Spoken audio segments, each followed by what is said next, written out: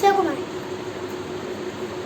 Sir जी, जो मैं बोलता हूँ वो मैं करता हूँ, जो मैं नहीं बोलता वो मैं डिस्कैटनली करता हूँ।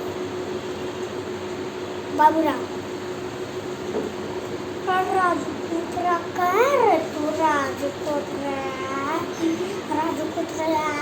इस बात पे ऋतिक रोशन को बुला रहे। राजपुत्र दाई छोड़ बुलाते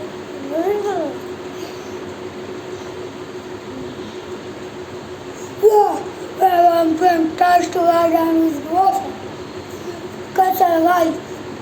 तो जादू की शक्तियों का राज पता चल चुका है। तो बाय बाय।